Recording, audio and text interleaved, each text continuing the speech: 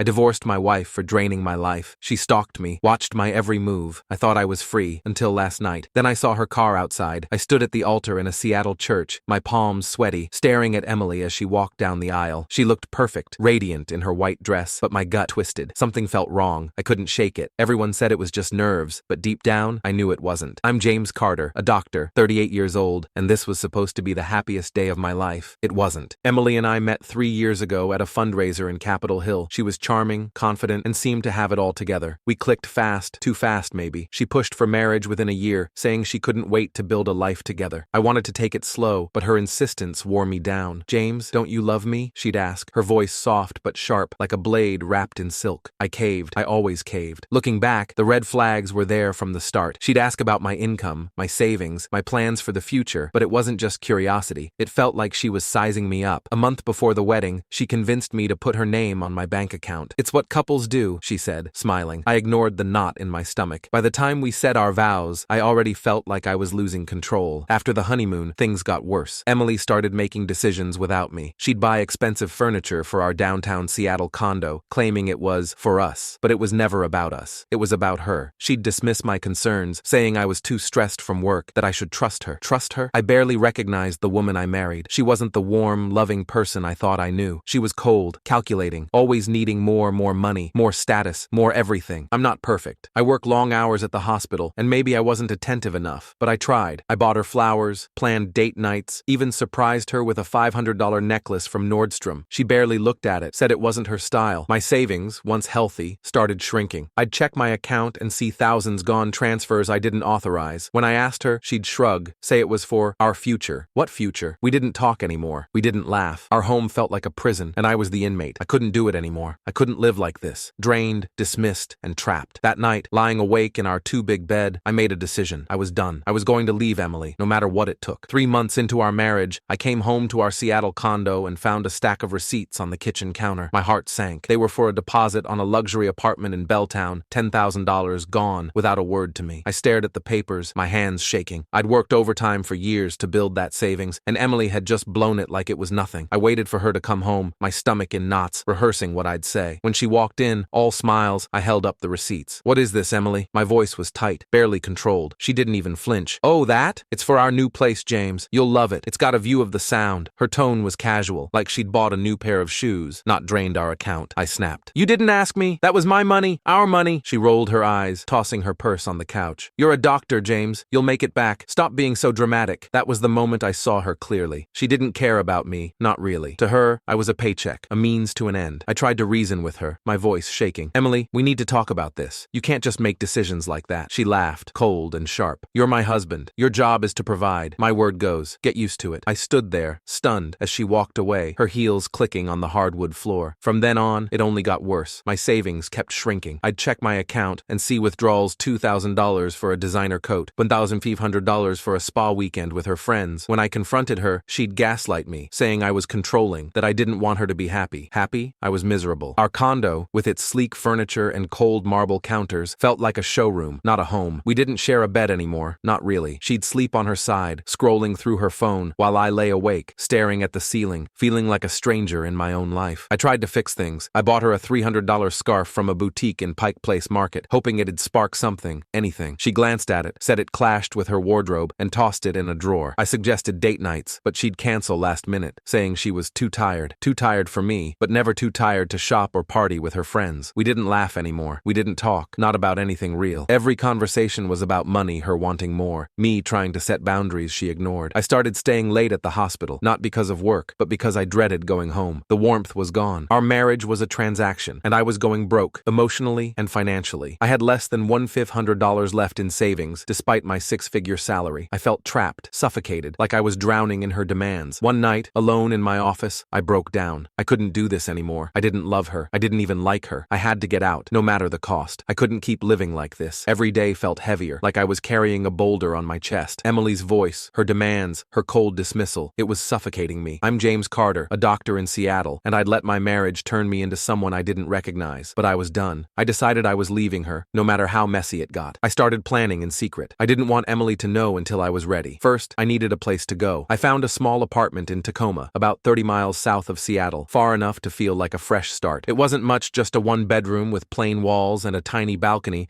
but it felt like freedom. I signed the lease under my name only, paid the deposit with what little I had left in my personal account. My hands shook as I handed over the check, not from fear, but from relief. This was real. I was doing this. Next, I dealt with the car. Emily had pushed me to lease a shiny BMW last year, saying it matched our image. I hated it, too flashy, too expensive. The lease was up, and I wasn't renewing it. Instead, I bought a used Honda Civic, $8,000, paid in cash. It was practical, unpretentious, everything Emily wasn't. Driving it home from the dealership, I felt a spark of joy, like I was reclaiming a piece of myself. I didn't tell anyone, not even my mom. I knew Emily would spin this to make me the bad guy, and I wasn't ready for the questions, the judgment. At home, I started packing quietly. A few clothes, my laptop, some books, things Emily wouldn't notice missing. I stashed them in a duffel bag in my hospital locker. Every move felt like a step toward escape, but my stomach churned with anxiety. What if she found out? What if she tried to stop me? The night before I planned to tell her, I sat in our condo, staring at the Puget Sound through the floor-to-ceiling windows. The view was beautiful, but it didn't feel like mine. Nothing here did. Emily was out, probably shopping or meeting friends, spending money we didn't have. I walked through the house, taking it in one last time. The sleek furniture, the empty wine glasses, the silence, it was all hers. I didn't belong here anymore. I rehearsed what I'd say. Emily, I'm leaving. I want a divorce. Simple, direct. I knew she'd cry, beg, maybe scream. I'd heard her excuses before, how I wasn't supportive, how I didn't try hard enough, but I was ready. I didn't love her anymore. Maybe I never did. Not really. The thought hit me hard, but it also set me free. I wasn't staying out of guilt or obligation. I was choosing myself. As I lay in bed that night, the duffel bag packed and hidden, I felt a strange calm. Tomorrow, I'd face her. Tomorrow, I'd start over. It wouldn't be easy, but for the first time in years, I felt hope. Tacoma, that little apartment, that beat-up Civic, they were waiting for me. A new life was waiting for me. The next morning, I woke up in our Seattle condo, my heart pounding. Today was the day. I'd tell Emily I was leaving. I skipped my usual run along the waterfront, too wired to focus. Instead,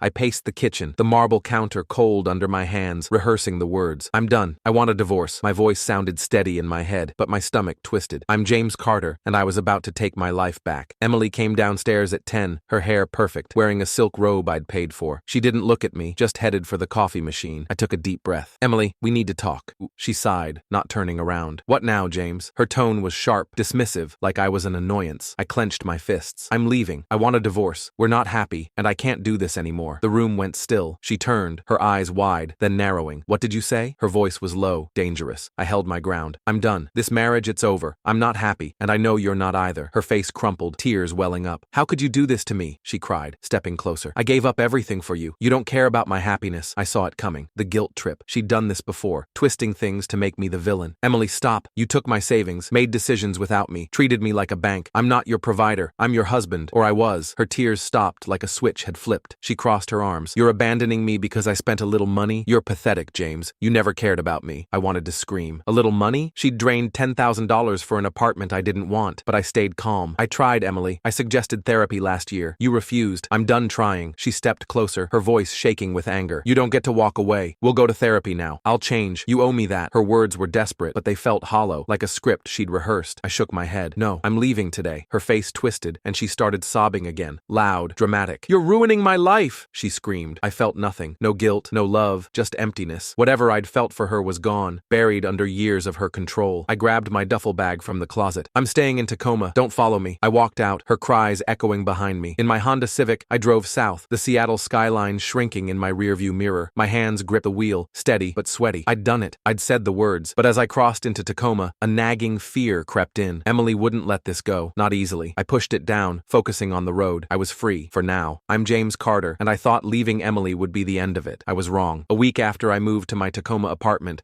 I started going to a cozy coffee shop on Pacific Avenue, the kind with mismatched chairs and the smell of roasted beans. It was my escape, a place to breathe. I'd sit by the window, sipping black coffee, watching people walk by. The barista, Sarah, always smiled, her warmth a stark contrast to the coldness I'd left behind in Seattle. That morning, I was halfway through my coffee when the door swung open. My stomach dropped. Emily stood there, her eyes red, hair messy, like she hadn't slept. People turned to look. She spotted me and marched over, her heels clicking loudly. James, she shouted, her voice cutting through the hum of the cafe. You think you can just run away? I froze, my cup halfway to my lips. Sarah glanced over, her smile fading. Emily, not here, I said, keeping my voice low, my face burning. Everyone was staring now. She didn't care. You left me, she yelled, slamming her hands on my table, making my coffee spill. You're my husband. You don't get to walk away. I stood, trying to stay calm. calm. Emily, go home. We're done. Her face twisted with rage. You're out here flirting with baristas while I'm falling apart? She pointed at Sarah, who looked mortified, handing a latte to another customer. I clenched my jaw. Stop it. You're making a scene. Leave. She laughed, bitter and loud. Oh, I'll make a scene, James. You owe me. I grabbed my jacket and walked out, hoping she'd stay put. She didn't. I heard her footsteps behind me, her voice still shouting, "You can't hide from me." I got to my Honda Civic, my hands shaking as I unlocked the door. She stood in the parking lot screaming as I drove off. My heart pounded, but I kept my eyes on the road. I thought that was it, just a bad moment. I was wrong again. 2 days later, I came home to my apartment and saw her car, a sleek Mercedes, parked across the street. My pulse spiked. I hurried inside, locking the door, checking the windows. My phone buzzed with texts from her, one after another. "You can't ignore me. You'll regret this." I blocked her number, but the messages kept coming from new ones. I felt trapped, like she was everywhere. At night, I'd wake up, heart racing, thinking I heard her car outside. I started parking a block away, taking different routes home, but it didn't matter. She always found me. The worst was when she called my mom. I got a tearful voicemail from her, saying Emily claimed I'd abandoned her, that I was cruel. I called Mom back, my voice steady but tired. "She's lying, Mom. She drained my savings, controlled everything. I had to leave." Mom sighed, her voice soft. "I believe you, James. Just be careful." I nodded, even though she couldn't see me. Careful. That's all I'd been trying to be. But Emily wasn't letting go. She was a shadow, following me, waiting to pounce. And I knew this was only the beginning. I'm James Carter, and I thought moving to Tacoma would give me peace. I was naive. Emily's shadow clung to me, her presence like a storm cloud I couldn't outrun. One night, I came home late, my keys jingling as I unlocked my apartment door. I froze. The lock felt loose, like it had been tampered with. My heart pounded as I pushed the door open. There,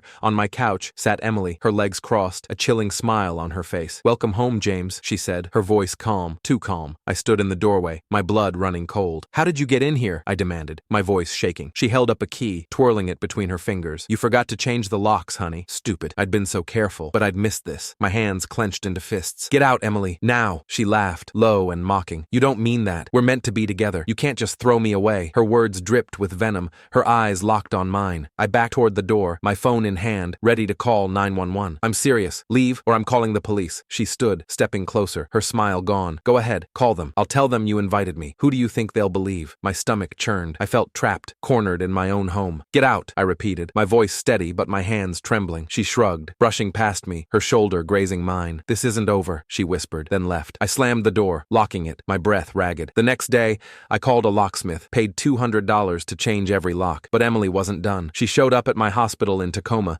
pretending to be a patient. I was in the middle of a shift when I heard her voice in the waiting room, loud, accusing. "Where's Dr. Carter? I need to see him." My colleague, Dr. Patel, pulled me aside, his face grim. "Your wife's causing a scene. Security's handling it." I rushed out, my face burning. Emily was yelling, claiming I was unstable, that I'd been abusing prescriptions. Patients stared, whispering. Security escorted her out, but the damage was done. Rumors spread like wildfire. She didn't stop there. She called my boss, Dr. Harris, spinning lies about me using drugs, being a danger to patients. He called me into his office, his voice kind but firm. "James, I know you're going through something, but you need to get this under control." I nodded, humiliated, my throat tight. "It's not true, Dr. Harris. She's lying." He sighed. "I believe you. Just handle it." I knew what I had to do. That night, I started gathering evidence, screenshots of her texts, recordings of her voicemails, a log of every time she'd shown up. I went to the Tacoma courthouse and filed for a restraining order. It wasn't easy. My hands shook as I filled out the forms, detailing every incident. I felt exposed, like I was airing my shame for the world to see, but I had no choice. Emily was a hurricane, tearing through my life,